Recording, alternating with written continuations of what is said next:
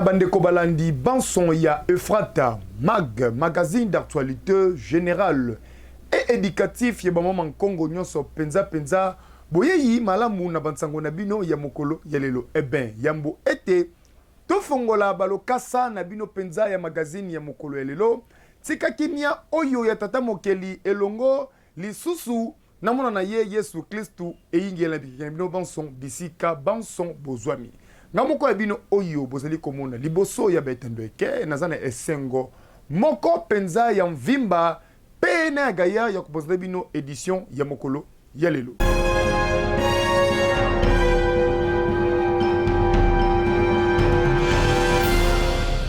Nokanisake baza bakonzi ya Congo bazaki nde bapaya bazosalela bapaya musala po baboma bana ya Congo po bazwa biso na boumbu makambo boza komona ezosalema na est ya mboka na biso ezali par hasard te eza mosala ebanda kala ezalaki na relais na kati yao bato tozali kokanisaka bakonzi ya mboka nzoka nde bango nde mutu bazozwa mitindo oyo ewuti kuna po basalaka bana Kongo mabe yango nasengi na bino bofongola miso pe boyebisaka bana mboka nyonso baza vigilant mouvement nyonso ya suspect bokomona ezala epai ya Congolais ezala epai ya mopaya bo signale yango na bakonzi batala ndenge nini bakokende nango de sorte que to batela mboka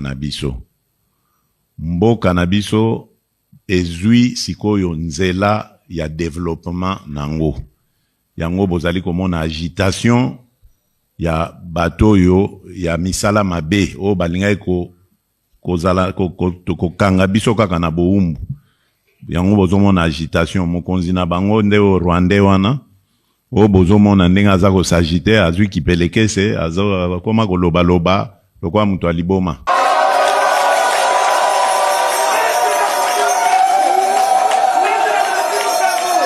To présenter maenyon so ya sali epai na biso tomoni epeso esengo neti par exemple na ka ya ville ya Bandundu nzela basala yango ba réhabiliter yango ya sela 46 ans aza mutu liboso ya kozongisa yango lisusu et ba travaux oyo asali na Kikwite 10 km na niveau ya Gungu na niveau ya Bulungu na niveau ya Bakata et aussi to sengi na lisusu asuka kaka wana te a continuer kosala susu misala wana etikala ba chantier te ezala pena na finissage na yango to sengi na lisusu pona ko relier nzela ya Mongata na Bandundu ville pour que permettre biso na ko diminuer ba transport ezala pena esengo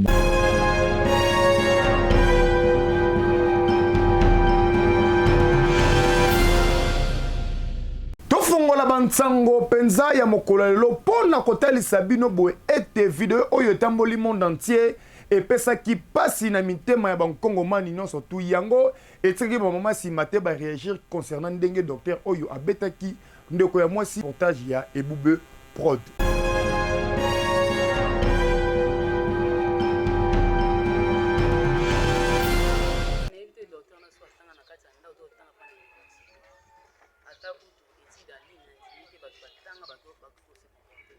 Des choses graves passent. Il est passé à SM et tout passé à Christian, pas basé. Au message que tu es bas à la passer à route, il est papa de quoi pour ma campagne. Au fait, ta patience pour so ka boba tunga ya basi msumuna ki apasu ka boba tunga ya ovanda permanent also. Puis en plus auto mutu sans anesthésie. Au fait, wana si ba konza mo ba tele ka bona misu. C'est biso pour le se photo télé ma bona ba nuna. Faut bien arrêter. Ya bo ina makala, ya bo ndina ndo. Bache bana ndo bina kile kupema. Acte wana médecin na posé exactement. Malade balengi na kaye, na protéger kaye. Ata sali ba bending yo za docteur, il faut obliger. Mais acte wana sali en tout cas pour la biso maman exactement. C'est ministre de la santé a sala o ekoki pour naï. Serment d'Hippocrate oyo basalaka ntina nango ezalaka te eza yango na ntina te po moto okoka mosala na toza moto ya motema mosusu otiki na yo oluki maîtrise mosu ya osala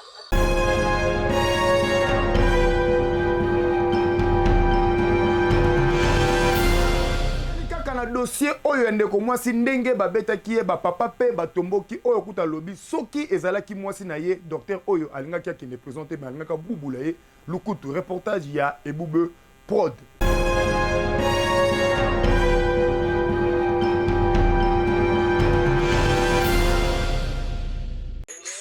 basi na bango batangi mingi mosala bango ta basalaka vele ezalaka mpo babatela bamaladi babikisa nde bamaladi mutu si aboti aza na pasi fo otonga ye azwa na senye makila eza na pasi donc soki ezosala pasi ifo ayeba ndenge nini akoki kosolola na maladi na ye mpo atonga ye na ndenge akimia mpo azomona pasi ekomi na aza médecin kuluna ekomi kobeta maladi uza kuluna parce que da maladi amona pe passe yozo bete uza kuluna makamba boye mfo mboka justice etala makamba boye pour vona ba poto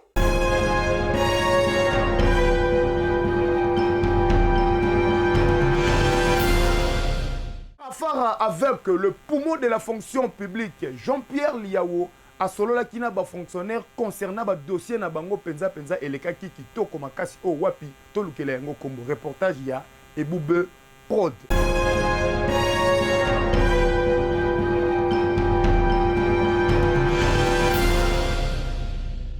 Na susi to pe na boboto na kimia nyonso ya kosala musala oyo pona kosepelisa ba mama nkongo nyonso to pe lisusu pona kosepelisa tata mokonzi wa ekolo son excellence Antoine Tshisekedi Tshilombo Fachi Beton VPM Jean-Pierre Liao oyo ngai na bengaka ye le poumon de la fonction publique azalaki fara na ba fonctionnaire ndeka bozeli komona liboso betando ekena bino azwaki ka par cas azwaki ba dossier ya bato ebele penza asolaki na bango pe ya malamu oyo esimbaki biso azalaki nini asolaki na mama oyo bozali komona nzoto ezali pena ya kodéranger ayokaki barakete na ye nde mpe mama apesaki baexplication ayokaki yango pe ya malamu ezali nini assuré mama ete dans une semaine okozwa retraite na yo pe dans 2 semaines awa mbongo na ekoyeba na kobima penza mpo oyo ozali malamu osalelaki mboka po mpe mboka mpe esengeli esunga yo mpe nayebaki ete na mikolo ezali koya okokende kozwaka mbongo no chaque fin du mois na caisse nationale botala mosala oyo Jean-Pierre Liao azali kosala etikali na bino mpe baministre mosusu bosala yango ekozala penza malamu mpo na kosepelisa mama Kongo parce que na mikolo ezali koya ekotinda lisusu ete bayeba koreconduire yo mpo na mosala oyo ozali kosala boyoka bango mama oyo ndenge abetaki fara elongo na ye moko Jean-Pierre Liao. Passe pour vous. Aux anaposa, il y a pension. Au lingio qui est des retraites. Voilà, moi je pense qu'elle a tout à fait le droit de solliciter sa mise à la retraite. D'abord, elle a largement dépassé l'âge et même l'ancienneté. Elle est régulièrement inscrite dans le fichier de fonctionnaire. Elle a un numéro matricule qui est tout à fait valide, 125 262. Et puis, malheureusement, malgré son ancienneté, elle stagne toujours donc, au grade d'attaché d'administration de première classe, tout en exerçant de fonctions de chef de bureau. Donc, ça veut dire, en somme, on aurait dû déjà la titulariser comme chef de bureau et maintenant envisager d'abord sa promotion comme chef de division avant la mise à la retraite. Donc, elle pouvait donc, en principe, si les choses étaient faites comme il se doit, elle serait plutôt en train de partir au grade de directeur comme directrice, en espérant même, à ce moment-là, si les choses étaient bien faites, avoir bénéficié de grade de secrétaire général honoraire. Si on avait bien fait les choses. Hein? 56 ans. Félicitations sont là dans mon dossier. Alors, maman, ce que nous allons faire, c'est que nous déposer le dossier OYO, nous déposer régulièrement, nous Sabino accusé de réception. Bon, alors ce que moi je vais faire, c'est que nous avons une décision intérimaire. Il y a admission à eux, le roi n'a aucun retraité. Et là, on est quoi à pêcher, na retraite. Non, on a lingu aux retraite plutôt dans des conditions beaucoup plus favorables et dignes.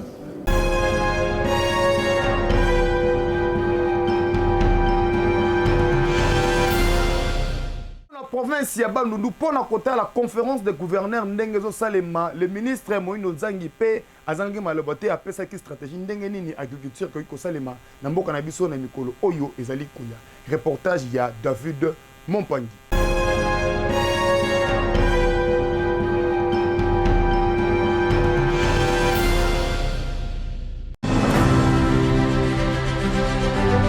J'ai envoyé des missions dans toutes les provinces et dans tous les territoires. Et donc au niveau de la semence, le travail qui a été fait a relevé que 95% des infrastructures de semences du pays sont en état de délabrement très avancé. Ces enquêtes ont relevé que 48% de ces infrastructures sont l'héritage de la colonisation, 31% l'héritage de la Deuxième République et seulement 21% l'héritage de la Troisième République, bien que les 21% n'ont pas bénéficié des infrastructures adéquates. Et nous sommes en train de faire un travail technique pour que tous ces CAPSA, à partir de cette année, soient relevés. Dans chaque CAPSA, on va avoir 4 compartiments. Le premier compartiment, c'était le compartiment de laboratoire de semences. Nous avons voulu que dans chaque CAPSA, on puisse avoir le laboratoire d'analyse des sols. Dans chaque CAPSA, on va avoir le laboratoire de contrôle de fertilisants et de pesticides. Nous allons avoir aussi une station météo dans chaque CAPSA. Nous avons voulu que dans chaque CAPSA, nous puissions avoir un garage de type A de réparation des tracteurs. Parce que tous les tracteurs que le gouvernement a distribués dans les provinces, effectivement, on sait qu'on n'a pas assez de capacité de réparation. Ça tombe à panne et les gens y jettent. Nous avons voulu que dans chaque CAPSA, nous puissions avoir une unité de stockage de semences, de stockage des engrais, de stockage des pesticides. Et nous voulons que dans chaque territoire, nous puissions avoir un point de vente des intrants agricoles pour que, effectivement, tout le monde puisse avoir accès. Pour la première phase, il s'agit de 26 CAPSA à raison des CAPSA par province. Nous sommes en train de finaliser les processus effectivement d'implantation des 3 premières usines de blindage des engrais. On estime qu'une usine doit être du côté de l'Est, une autre sera à Lubumbashi et puis à Boma où le lieu a déjà été identifié pour faire ce travail. La mécanisation agricole, c'est une nécessité partout où nous sommes passés. L'implantation de la première usine à Kipese, dans le Congo central. Je suis arrivé sur le terrain, nous avons déjà localisé le terrain et avec la collaboration avec Case, la première usine de montage de ce tracteur va naître de ce côté-là. Nous avons aussi signé un autre contrat avec un producteur allemand qui veut aussi produire les petits tracteurs à partir de la zone économique et spéciale de Moussienene. C'est là pour permettre aux petits producteurs qui ont peut-être 1 ou 5 hectares de disposer des unités autonomes de production ou de mécanisation de leur plantation.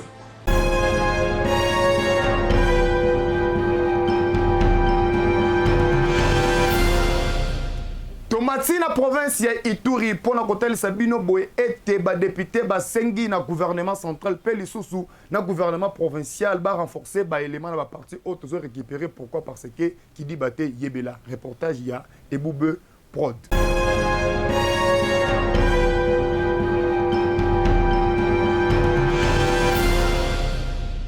Nous a donné ce qu'il a à faire en tant que commandant des opérations et tous nous avons vu les fruits. Aujourd'hui, Mouchacha est sous contrôle de notre force loyaliste.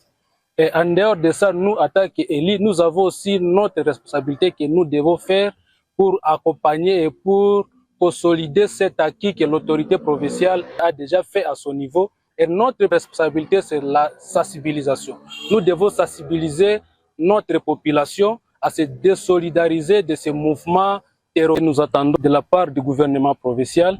C'est d'abord continuer à plaider auprès du gouvernement central de renforcer l'effectif sur terrain, parce que quand nous avons beaucoup d'éléments sur terrain, ça permettrait que tous les terrains qui sont considérés comme zones rouges seront sécurisés par la FARDC et que cette population pourra déjà bénéficier de cet accompagnement. Je pense que la relation civilo-militaire est au terme, c'est ce qui a donné même les fruits de ce que nous voyons à Mambasa, sauf il reste encore certaines choses que nous pouvons faire là, maintenant c'est à notre niveau. Ce n'est pas l'armée, c'est nous les leaders, nous devons travailler cette population et collaborer avec l'armée de donner les informations et de dénoncer tout mouvement suspect.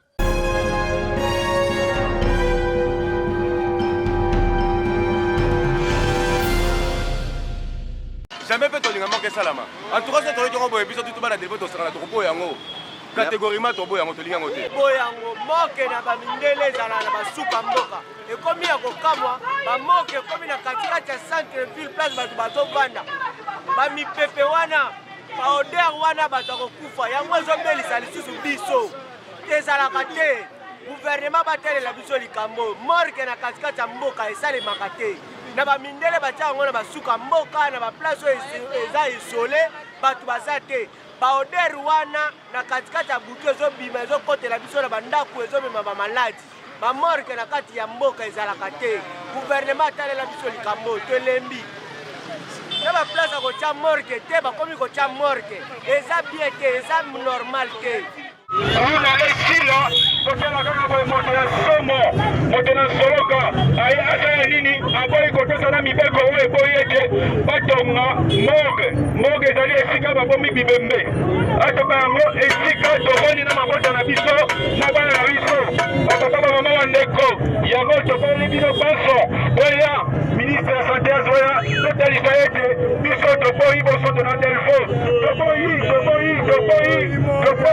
toboyi morgue oh dindokite atonga chambre froide pourquoi atonga salle de fête aye atonga biso morgue eloko ya motuya ya moni atonga biso yangoyo o boyokoka mwana molinga mawa te mwana molinga mawa te ye avandi na mikili ya poto me esika biso tovandi na bana na biso na mabota na biso atongela biso morgue motema mabe ya bato motema likundu ministère provincial de la santé publique et prévention apesi mitini balobi ete bato jamais bakoki kovanda esika moko na morgue jamais il peut y avoir cohabitation entre une morgue et un quartier résidentiel jamais na zone oyo bato bavandi yo okotonga morgue mibeko ya leta eboyi yango totelemi bapapa bamama ndeko ozwa makambo ya légèreté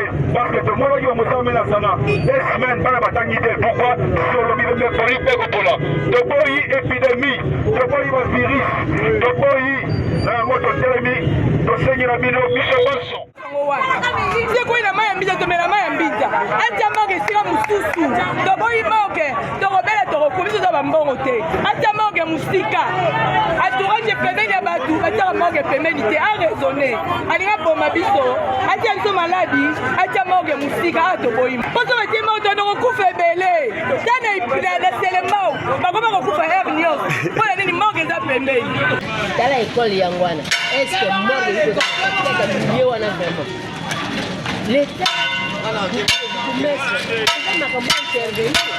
école stade Wenze pe bandako bato bavandi aux environs batia morgue na kati morgue baproduit batiaka eza baproduit tosike mama mopepa na ntango ezopumbwa bana oyo ya mike bamikolo tokovivre comment incinérateur donc toboyi ngai na boyi ngai na lobi na boyi morgue awa ezala te batela biso moins école batela biso moins hôpital c'est tout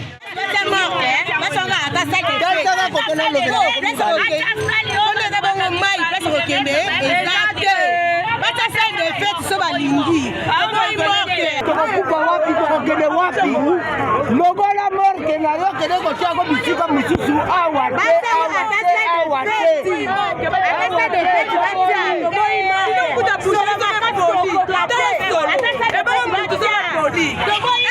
motema moko baboyi nini morgue bayekotia biso morgue place toteka biloko ya kolia bandunda bamatembele morgue pembeni solo tokovanda ndenge nini toboyi na motema moko toboyi morgue alongola balodemontaka totaki yango poto eyaki nde mobimba alongola azonga kote utaka luka komini mosusu awa condition hygiénique ekoki te terrain bale pembeni morgue pembeni Wenze pembeni ça ne suffit pas Wenze oyo nyonso tu Wenze bandunda otie morgue a 200 mètres na morgue te na terrain laïque. Toboyi esprit de mort na delfo. Marque eza na ba réalité belé biso toboyi na biso. Place mai ke banda ko kende zate. To bana sangana mai bibembe toboyi. Toboyi mort na delfo. Toboyi mort na delfo. Esika tofoni na mabota na biso. Yo tongela biso morgue. Omona wangoka. Esika ba tofoni. Yo tongela bango morgue. O kilokite. O kolokate. O kilokite. Na terrain en face ya terrain. Monguna ya delfo aye. Ya boye ko tonga salle de fête. Ya moni le wa motili o tongela biso morgue. Ko ba veni na biso. Eto na ba pompe funèbre. Ba veni e ko ba parking ya ba corbillard. De part et d'autre. Ba o tongela biso fleur. Iku ambiance mo funèbre côté la quartier. So que na ko na mettre mo na ambiance na le kakuna. Na ya mo tolini. Na delfo. Na ONG. Na ba école. Na terrain de football. Ko ko na lo.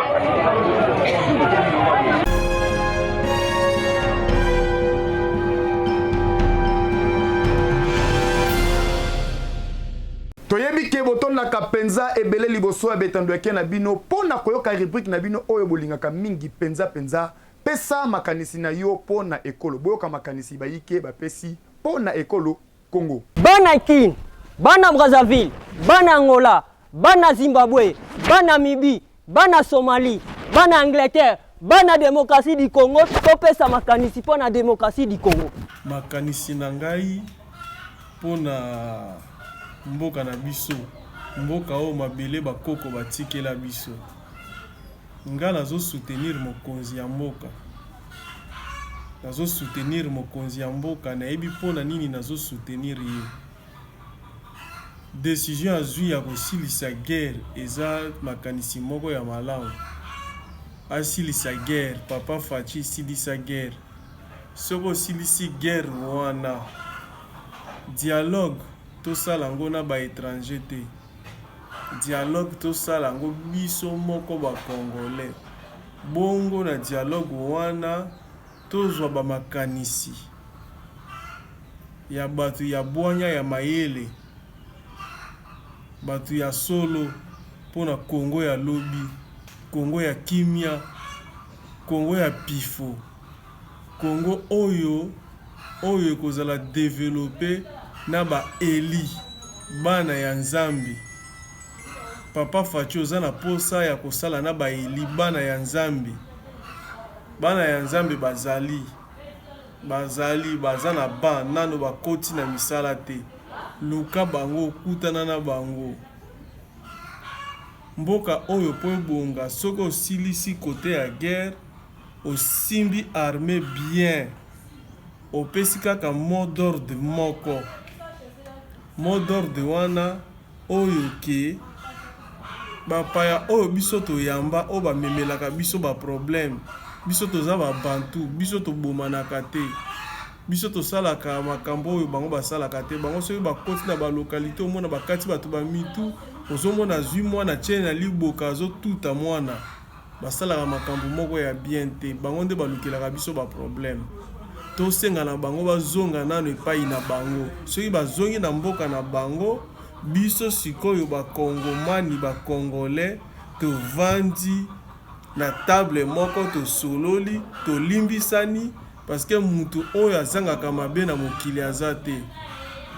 Mutu songolo pakala sala boye, oyo aboma boye, oyo asimba boye to limbisani.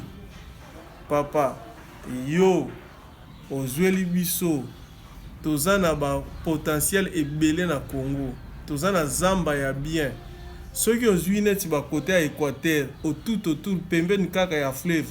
Toko sala ba bilanga lokola Bukanga Lonzo wana basalaki yango kote il fallait pas. Tozwi Équateur komata ti ba kote ya Kisangani kuna ba zamba ba mabele za bien.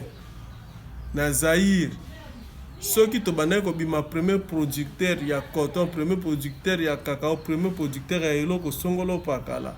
Ezalaki pona nini? Neti na province orientale. Café ezali, coton ezali, mais culture wana ezalaka lisusu te. Il faut qu'on relève ba culture wana.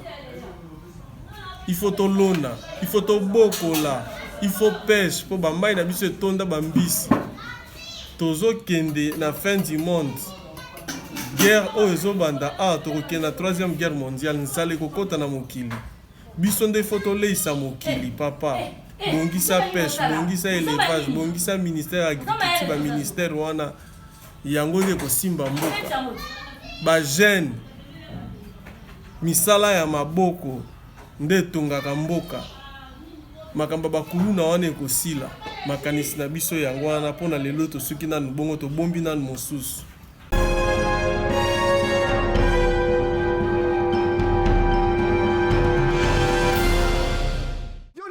Ya bagam nyonso tu oyo ezali na République démocratique du Congo tunanga nini Hydraderm yo muto ezali na problème ya loposo tali tache bouton topendu tana makolo koto soki osala Hydraderm na episode de konanga ya mwasi to pe mobali mama okoso solution po na loposo na yo na mikolo oyo ezali koya reportage bike botonda ka penza ebele liboso ya betando ke na bino po na koka rubrique na bino moko oyo bolingaka mingi pesa makanisi na yo po na ekolo boyoka makanisi bayike bapesi po na ekolo Congo. Les produits cosmétiques Hydraderm sont conçus et préparés pour nourrir et traiter votre peau. Avec leurs ingrédients naturels, les produits Hydraderm ont pour action de nourrir, réhydrater, embellir, adoucir, réparer, régénérer et éliminer les taches, vergetures, brûlures, des boutons, redonner l'éclat du teint de la peau. Notre gamme, la crème de soin du jour pour des peaux saines, non abîmées. La crème de traitement pour des peaux abîmées. La peau de traitement anti-taches et vergetures. Le sérum pur. Produit hydratant, nourrissant et traitant. Ces produits sont l'œuvre d'un citoyen congolais. Produit Hydraderm, fabriqué à base de barbe d'escargot, aloe vera et autres. La crème Hydraderm garantit le bien-être de votre peau. La crème Hydraderm garantit le bien-être de votre peau.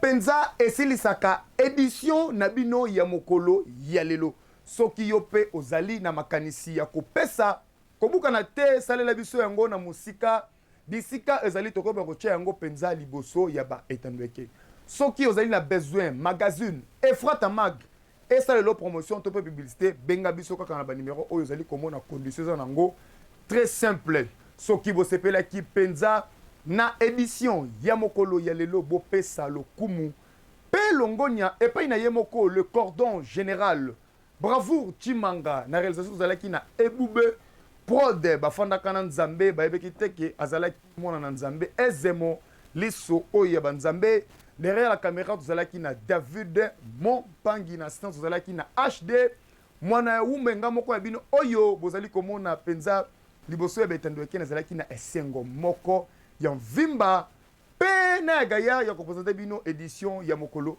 ya lelo. Appelez-moi HM autrement dit aussi mobali oyo azanga mbanda bangonde mambana na biso na biso to komesa na mukie penza soki tata mokeli azongiseli biso susu mwana Yesu Kristo te tomonani na mikolo oyo ezali koya sima penza soki tata mokeli azongiseli biso lisusu mwana Yesu Kristo te tomonani na mikolo oyo ezali koya sima tokobosa na te pona kopesa ba partenaire na biso général ya magazine Efrata Mag Mobimba. Là je vois directement le docteur Harmonie Bokole Oyazali secrétaire général ya parti ADH Oyo et Kambamaka et pas ya mwana mboka Jean-Claude Bayende et Tafeliko Motoliboso oye na gauche oye na droite rokuta le secrétaire général Harmonie Bokole Nzambe na bango et puis jamais na bosana en direct de Kisangani Mawa magonda tata mokeli abombo lisusu abakiselo mikolo ebele na se ya moi oyo natali na gauche natali na droite na moni directement Thierry Bosembo charge de la République papa umela na yo na onyoso ozosa la po na Efrata Mag jamais lisusu na bossa non on dirait des communes de Kasavubu. Là, je vois directement mon major Pichou Milandu Kasavubu Kimia Owapi. Tolukelengo Kombo Sogina Bosani, il faut bakangangai. Là, je vois directement inspecteur Sumba Kimbambi Kelly Ezemo Liso ya bakonzi sala musala na yo ndenga kozo sala. Bon retour au pays et pa na yo moko jogo ya munene Thiago Yannick Bangala wumela na yo na musala ndengo zo sala balobi ngenge nyonso tout. Na maboko no jamais erata. Soki yo pe olingi yo comme partenaire na biso, hein? Kobuka na te to bengi yo, benga biso kaka na numéro oyo zali komona. Libosé vetendeke conditions za nango très simple. Soki tata mokeli azongiseli biso susu mwana na ye Yesu Kristo te tomona na mikolo oyo ezali koya sima bomesana biso mukie penza. Ok chuku